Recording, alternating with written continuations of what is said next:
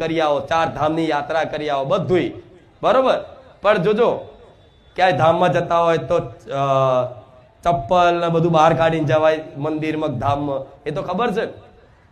હવે જોજો તમે 10-15 જણા કદાચ ગ્રુપમાં ગયા હશો તો જેણે હારા બૂટ પહેર્યા હશે ને થોડા મોંઘા લાવ્યો હશે ને તો આમ બતાય કરે, આમ બૂટ છે ભાઈ આટલા, એને પૂછ્યું ના હોય તો કહી દે, ઘડે કે 5,000 બૂટ લાવ્યો, 5,000 બૂટ લાવ્યો, આમ દાગ ના પડવા દે, આમ તેમ. અને જોજો ચોક ધામમાં જશે તો બધા જો તો ચપ્પલ મૂકી દે કે ભાઈ અહીં મૂકી દો, વાંધો નહીં, હેડો, બરોબર.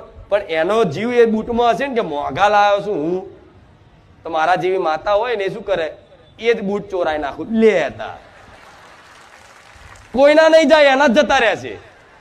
આવો અનુભવ થયો જ હશે, કઈક લોકોને આવો અનુભવ થયો ને, ક્યાંક સાંભળ્યું હશે કે જવા દો ને, હું તો કાલે જ એક તો બૂટ લાવ્યો નવા 5,000 રૂપિયાના, અને આ ધામમાં જઈને મારા બૂટ જ કોક ચોરી ગયું.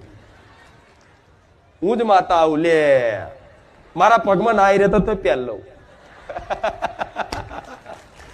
આ શું ખોટું? શું કે મન મંદિરમાં જીવ